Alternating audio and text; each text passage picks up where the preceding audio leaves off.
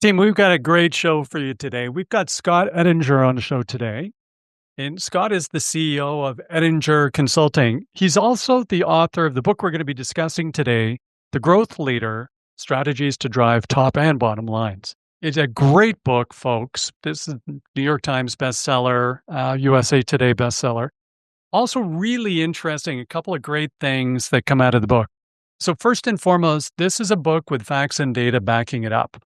So I really like that, as anybody who listens to the Selling Well podcast knows. I think there's this opportunity for a few more facts, data research backing up the profession of B2B sales. And Scott's book is chock-a-block with that kind of research. A lot of data points I hadn't seen before, some of which just knocked me over. One of the key ones was the percentage of a company that actually doesn't understand the business strategy of the company. So there were some stats in the book that talked to somewhere between a third and a half of employees not understanding the core business strategy of the company they work with. And when we start to think of sales, it's so important because every sales call really communicates the core business strategy to that client or prospect, because that's our value proposition message. So if we don't understand the strategy, we can't communicate it. So a lot of this book is about the alignment between leadership and the sales organization, and this discussion about the sales organization being almost the personification of that business strategy. So that tight alignment was so important. One of the things that we get into in the podcast here today, we talk a little bit about Scott's amazing background. He started with the Huthwaite Group, which is Dr. Neil Rackham in spin selling, for those who remember that of back in the day. So he was with that organization for 7 years. What a great start. We also talk about multiple different HBR articles that Scott's written. A couple of really, really interesting ones come out in the podcast here today. And as part of this book, we do get into his 5-flag start model, where we say, okay, for leaders today, thinking about how do we actually start to better align the strategy with the sales organization to make sure everybody's enabled to execute in the field. We talk about this 5-flag start process where we first define success, then identify the power play, yay Canada, power play being, one of the teams is penalized, so you've got an unfair advantage. So we talk about understanding your competitive advantage in the marketplace and communicating that very clearly, leveraging that to win. Talk about identifying the ideal customer profile for you and the customers, creating value, and then number 5, execution. So define success, identify your power play, identify your customers, create value, and execute. Scott takes us through each of these components in detail today. Super interesting discussion. I really enjoyed my conversation with Scott. I really enjoyed reading and studying The Growth Leader, Strategies to Drive Top and Bottom Lines. I think you're going to really enjoy this podcast also. And when you do, please like and subscribe to the Selling Well podcast. And thanks for doing that. That's actually how we get great guests like Scott. So folks, here he is, Scott Edinger, The Growth Leader, Strategies to Drive Top and Bottom Lines. Hey, Scott, welcome to the Selling Well podcast. What a pleasure chatting today. Yeah, thank you, Mark. I'm thrilled to be here talking with you. So today, you've written multiple books, but today we're talking about The Growth Leader, Strategies to Drive Top and Bottom Line. Yeah. And right off the top, there's a couple things I just loved about the book. So first of all, one of our pals from, a friend of In the Funnel, and certainly a friend of this show, people will recognize, Frank Cespedes, the senior lecturer at Harvard, just wrote a glowing introduction to the book. So yes, very grateful to Frank for doing that. Really wonderful. Oh, man, and he's everybody on this podcast knows he's sort of a hero and a mentor of mine. But when I got down to studying for today, and I read that, boy, did I ever get keyed up for the rest of the book when I saw Frank's introduction. And then the second thing that I thought was really, really amazing was this kind of warning almost, or suggestion at the top of the book that says, hey, if you're a sales leader and you receive this book, The Growth Leader, because your CEO gave it to you, Give it back to the CEO That's right. and tell the CEO he or she should read it. And if they need another book, you'd be happy to send them another book. But you said, hey, don't make sure they're not trying to absolve themselves of the responsibility of sales and growth. So That's we're right. going to get in, it was just a great move at the beginning of the book, but we're going to get into that, Scott. But maybe just for the folks listening today, I wonder if you could give us a little bit of the short story of your career adventure that's brought you to this point here today.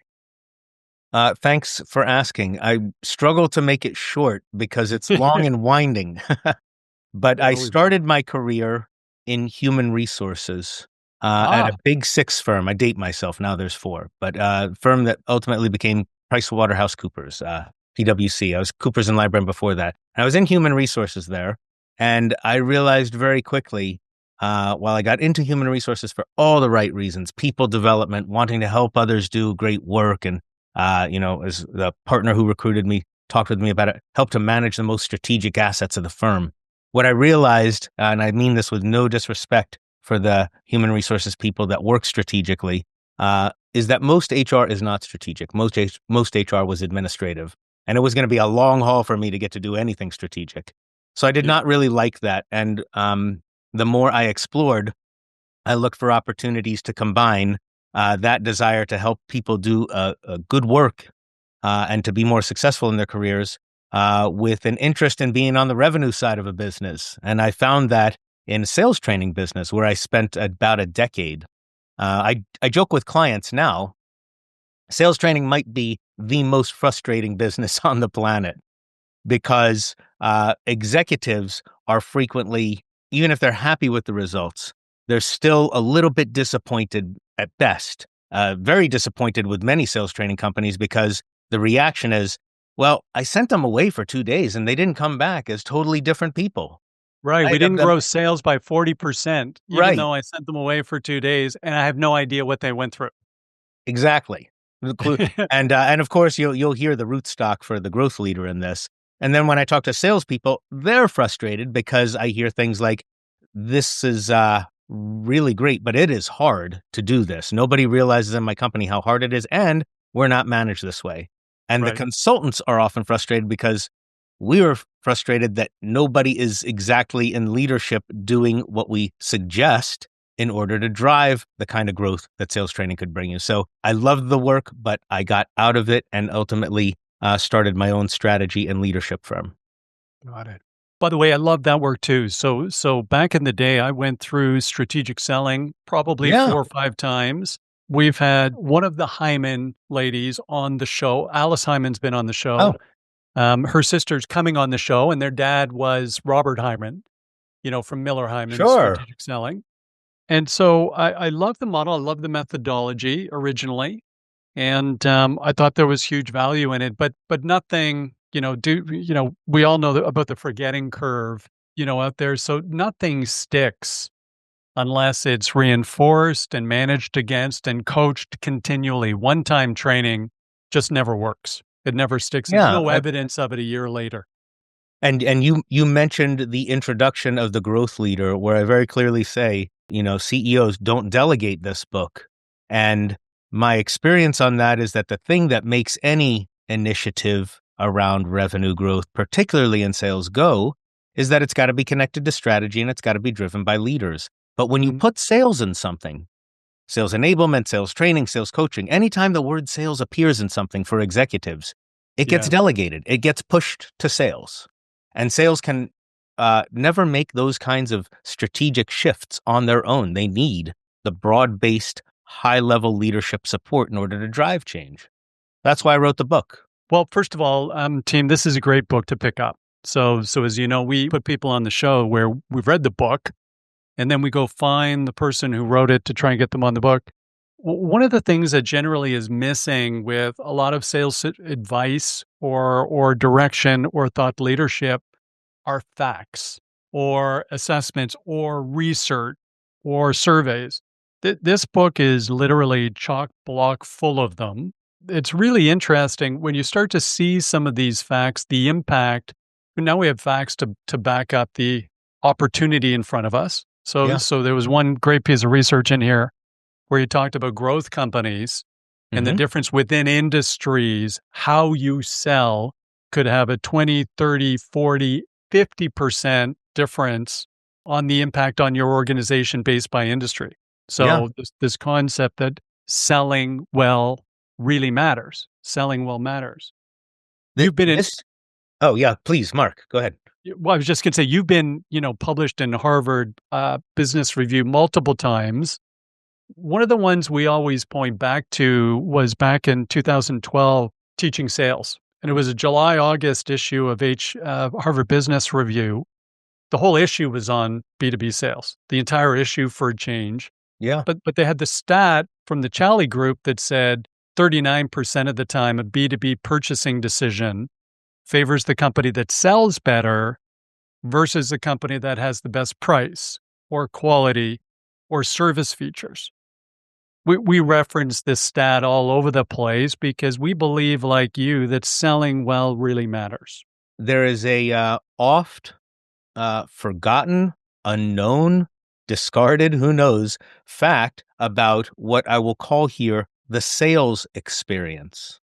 Mm, That your buyers' interaction, that your customers' interactions with your prospects, or even your existing customers' interactions, or your existing customers, right?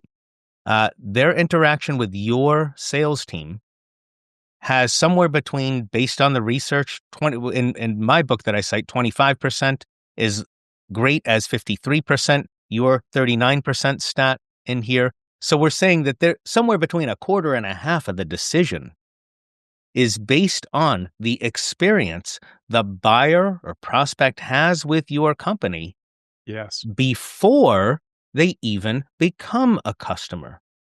Now that's more than price alone, more than brand alone, more than service alone, and second only to the actual things they're buying.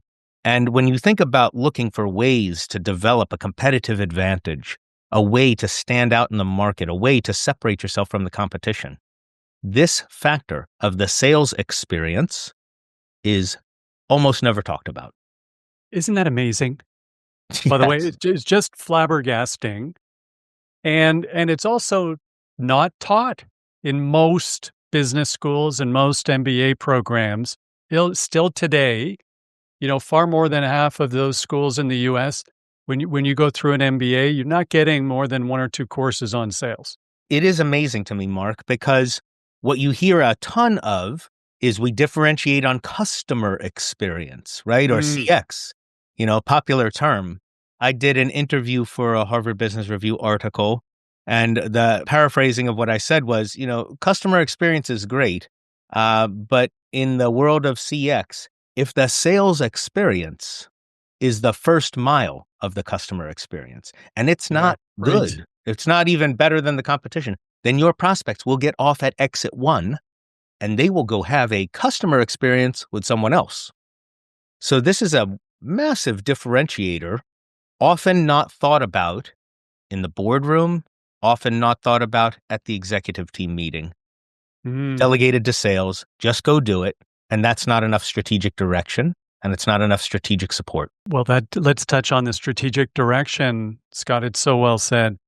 You make, at the beginning of the book, you focus a lot on this issue that most people walking around a business today, they don't actually even understand the strategy of the business they're in, let alone the salespeople that are Yeah. really tasked with communicating that business strategy, articulating that business strategy in front of clients and prospects. But I found those stats absolutely flabbergasting. And then the one that really kind of kicked me in the tummy there was the board doesn't even know the strategy.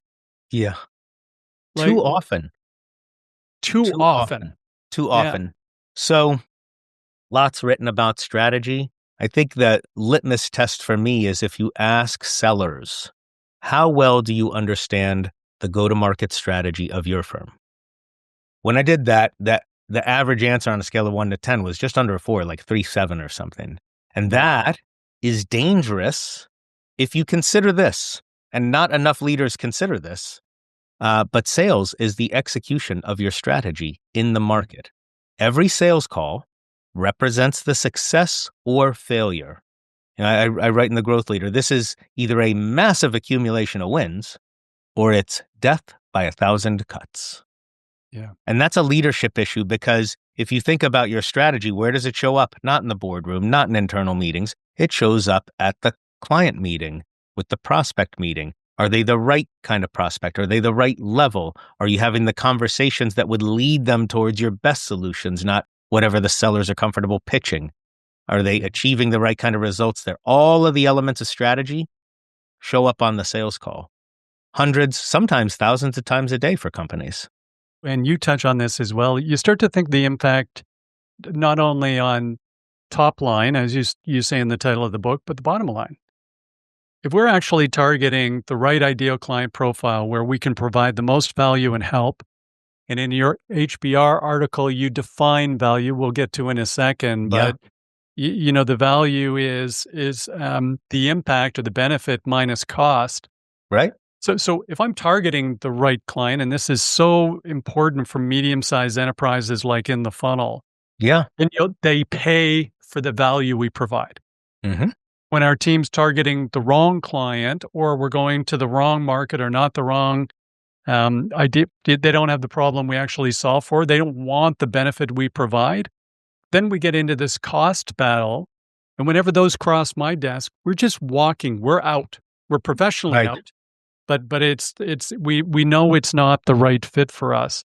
So this connection between the company's strategy, clarity on the company's strategy, Right. and making sure the sales team is enabled with that strategy is so critically important. And so you identify the problem for sure in the first chapters of the book. What are some of the solutions, for folks listening today, leaders listening today, how do we get tighter alignment just on the core business strategy to start with? Yeah, I think if you consider your strategy, all of you who are listening, and Mark, I think this is the heart of the matter. Think about your strategy. It probably addresses key questions about your objectives, about your competitive advantage, about your target markets or ideal client profile. But nearly all strategy models are missing. That is, of course, the one that's in the growth leader. All strategy models are missing this essential question. How does our sales experience create value? And I'd suggest to you that if you are a leader and looking to grow your business, then the answer to that question might be almost as important as what you offer and who you offer it to. So the ability to make it part of your Nice. strategy that says, that 25 to 50-ish% of the decision that's based on this piece of sales experience, we're actually not just going to push that off to sales and say, go sell more, sell better. Sell better. Give you some training. We're actually going to say, this is important enough. We're going to make it a part of our strategy. We're going to define it. We're going to get really precise about how we create value above and beyond the products and services that we offer. And when you can do that, well, I think it's a downhill roll from there. It's hard to get that boulder up the hill and get executives to do that and recognize the value of that. But once you do that, well, once something's in your strategy, you do a whole lot more to resource it, to pay attention to it, to drive success in that. What a great approach. And correct me if I'm wrong, but I thought I read in the book a great question to ask our teams, our leaders. Would your client or prospect pay for a sales call from one of your people? Right. Are they getting that much insight, value, knowledge, help? Are you uncovering problems they have? Are you uncovering issues they don't even know they have? Are you bringing outside insight and knowledge, not just about you and your product, but about their business and their industry? Because you have a line of sight into hundreds, if not thousands, of other clients that look like them. In this day and age, I think anytime you interact with anybody, the number one goal is, are they better off because of this discussion? If we start there, then, good things are going to happen for us down the road for sure. Yeah, that is a critical element to this. I credit one of my early bosses and a mentor of mine, Neil Rackham, who's best-selling author of Spin Selling, Making the Salesforce. If you're listening to this podcast, you probably have heard his name. You know him. And I worked for Neil for 7 years. Neil used to ask us this question, would customer write you a check for the sales call? In my smart alecky, 30s kind of way, I would say, hey, boss, it's hard enough to just get them to write us a check for the actual services we're selling, let alone the sales call. But that question and this idea of sales calls or a sales experience, if we update that a little bit, that your customers would be willing to pay for, well, then that's a provocative question that starts you thinking, what do we do that's valuable here above and beyond what we're offering, but how we offer it? And in that way, they're not writing you a check for the sales call, but that negotiation becomes easier. You probably get a Yes. higher margin. They're willing to recognize, they may cost more, but I want to work with them instead of this other team. And that's where you get your money. And that's where, if you're looking to expand margins, well, they're hiding for you on every sales call. A great point. And by the way, team, my mistake. At the beginning, I talked to you, you mentioned the Huthwaite Group, and I went to strategic selling, but it's actually spin selling. That was Neil's company. Yes. Neil Rackham's company was the Huthwaite Right. Group that did the research with Mike Bosworth and Xerox originally back in the day.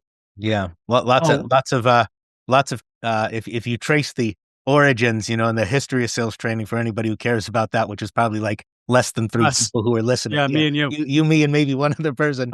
But all of that research, really powerful. Neil was a real leader in that. Yeah. It was so great to think of that back in those days. It would have been hard to do that research. It was all manual. Yeah, and of course I had the good fortune to work 7 years at Huthwaite. I joke with people that was like dog years in selling. Yeah. Work for Neil and doing that. So Great. So listen, maybe let's touch on a couple of the models that you brought up, in the book. And again, team, this is a very interesting read with good examples, but it's actually the kind of book that's written where you can say, hey, a fact comes up, there's some data to back it up, and then there's a bit of an approach and a solution. And in Frank's Cespedes, his very gracious introduction of the book, he said, you've got this amazing model to convert any good idea into execution. And it's the 5 flag kind of starting. And it talks about, define success, identify your power play, go Canada, identify your customers, create value, and execute. right. Let's talk a little bit about each of those if we could, because that's something that would be a great takeaway, I think, Scott, for many of the people listening here today, where they could kind of capture that and start to think of the way they've got a go-to-market model going. And by the way, I really loved your explanation of this in the book where you talked about the flags at a NASCAR race. Right. So I think you're covering every nationality. You get the, folks in loving NASCAR. You got some folks loving hockey with the power play. You covered everything here. Yeah. When I said all strategy models leave out this idea of the sales experience, except for the one in the growth leader, that's this. That strategy framework is called the 5 flag start. And the notion of this is that any good strategy ought to answer a few key questions that establish a framework that allow leaders to make decisions, take actions, make choices within that framework to drive your strategy forward, to move your business forward. So that's this 5 flag start. And let's start at the beginning. Let's talk about them, if it's okay. Absolutely. We dig right into that. Sure. Flag 1, define success. Define success. Ever since Stephen Covey wrote Begin with the End in Mind, we've always thought about, what is the goal here? What's the objective? And the 5 flag start, flag 1 is about how do you define success? What are you aiming for? Is it revenue? Is it net income? Is it number of products per customer? Wallet share? Is it market share? Measures of measures of customer loyalty? Whatever it is, growth of some kind, and all of those are probably important. And for leaders to do a good job of identifying what is that success. Now, there's nothing necessarily revolutionary or revelatory really about that first flag. What I'd offer is this, and most leaders don't think about it. The success that you are aiming for as a company is the result of every individual sales call. So you can draw a clear line. What's happening in that sales call? And are we moving toward that objective? So part of this is about how do you get a clear line of sight from that C-suite all the way straight through to the customer and the front lines. And here's part of how you evaluate that through line. Is it happening there? Because if it happens there, it'll happen on your balance sheet. You know what? After this, we will get into how do we track and understand if it's happening there. But let's finish with the 5 flags because these are so good. The next one, speaking to my heart, identify your power play. Yeah. Identify your power play.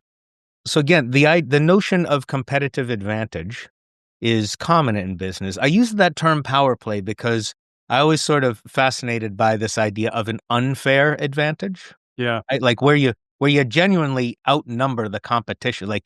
And when I think about this, and again, all of this is about how do you align your strategy with sales. So it's done in a way that says, what do I want to show up in the sales call? Mm-hmm. Most people think about competitive advantage and it's like a laundry list of everything their company does. But in truth, there's probably only a few, maybe one reason customers are choosing you. And if you think about that in terms of what you offer, that's what you want discussed in every sales call. So making sure that you're explicit and precise and crystal clear about that so that your sales team can be asking the kinds of questions that surface the need that draw to that. And when companies aren't really, I'll say, clear, precise, pragmatic about what that is, well, then salespeople just pitch whatever they can. So again, the growth leader is all about how do you affect this kind of change, not by micromanaging sales, but from the leadership side, getting clear on this part of the strategy, big part of it. Strategically, the executive team needs to be able to articulate the value proposition. Yeah. And we believe value propositions, hey, what do you do? What desired outcome do you provide clients? Number 3, what's your competitive differentiation? But competitive differentiation has to be fact-based and relevant to the client, and then relative to competition, including the number 1 competitor these days, which is always do nothing. Right. Make no change. So status quo. I just find it so difficult to capture that because you talked about many companies go through a laundry list. The reality of it is in any communication, your client is not going to remember a laundry list of anything. They're going to remember these are the 2 reasons clients pick us over anybody else. That's right. So doing that hard work to kind of boil it down, the Mark Twain, I wrote a long letter. If I took more time, I would have written you a short letter. Yeah, we need the short letter, and leaders and sellers and everybody in between them ought understand the notion of argument dilution. And that is the more stuff you throw and say you've got a competitive advantage at, the more skepticism you create. Because as soon as I can find one of them that you're not as good at, well, then that calls into question everything else. So these long pitches from sellers are less and less successful than ever for that reason. Oh, by the way, I've never heard that before. That is such a great takeaway from today's team. Argument dilution. Do the hard work. Decide on the 2 or 3 things that you can actually defend that are fact-based. I almost went to law school. That's where I learned that term. There we go. Now it's coming out. There's the facts and the evidence and the data. That's the old lineage. HR, law, you did everything dancing around sales. I was doing everything I could to avoid sales, truly. Well, but per your HBR per your HBR article, get over your fear of selling or get over your fear of sales. That's right. That's right. So keeping on the 5 flags, start number 3, identify your customers. This one seems self-evident. It is. And again, I want to highlight some nuance or subtlety, and I would hope differentiation here. The point I drive home hard in the growth leader is to be really clear about who you're walking away from, because that's what's going to make a difference in your market success. Where all of you who are listening, I think you'll cringe if you really knew how much time, money, and energy your sales teams are spending pursuing business you wish you really wouldn't have, all in the service of trying to make a number for a quarter that you're pressuring them on, but are experiencing the unintended consequence of them pursuing the wrong kind of business. And every leader I talk to, venture-backed startup to Fortune 500, is pissed off about that. And I want you to, if you do the 5 flags start right, you'll get really clear on this. Bravo.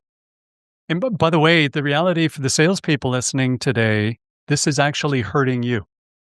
Oh, yeah. Because the wrong client's actually harder to sell to. if you find your productivity dramatically increases, if you've identified your ideal client profile and your value proposition resonates with that client, they're easier to sell to because they value what the unique different things that you bring to the table. So Yeah. I mean, let's face it, they're the ones who are making your life miserable anyway. You'd rather they not are. talk to them, but you're doing so because you feel like you have to in the absence of something else, when you would be better off just allocating that time towards someone who's more likely to buy, even if you're to lose it. Yes. Beautifully said. Five flag start number 4, create value.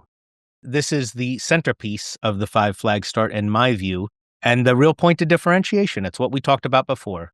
It's executives saying, we win on what we sell, our competitive advantage, what's our power play, but we also win on how we sell. We create value in the sales experience. And it's not just lip service. I tell the sales managers, get out there and do it. It's part of our strategy. Yeah. Get it in there. That's flag 4, the five flag start. And then finally, execute. You've got a bit of a catch-all here for execute. Yeah. So most good strategy models leave execution out. And you've probably all heard, like if you're listening, you see if this fits somewhere. Well, we had a great strategy, but the execution sucked. Right? And there's a professor at Rotman School of Business, Roger Martin. He's also written a few different books on strategy. And he says that is, I'm a believer that is a cop-out. His example of that was that, when have you ever heard of a brilliant political strategy where the candidate lost? Or an amazing film that with a great marketing strategy that tanked at the box office. So execution and strategy are linked. Within strategy, you have to create the mechanism to execute it. So the last part here is to answer this question. What do we need to improve, build, or acquire if we're going to execute this strategy? Answer that question, and that gives you your bridge to what you're going to need to do to execute. If all of the strategy is forward-looking, then your ability to say, look, if we're going to make this true, these objectives in this part of the market with this advantage, creating value this way, then there are things we got to get better at. And there are things we don't have that we need that we either build or we got to go get them.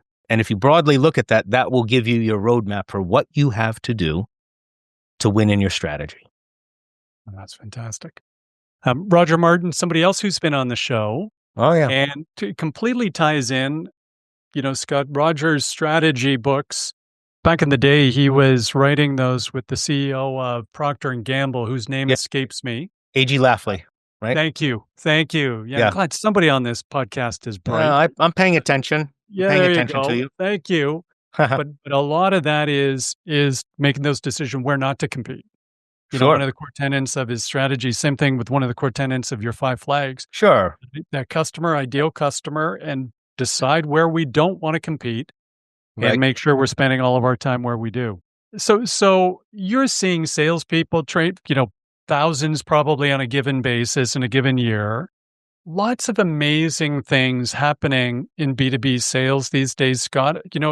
If we believe social media, hey, the whole business discipline is failing and there's all these issues. And frankly, I just don't buy it. We come across so many organizations where their values dramatically increased.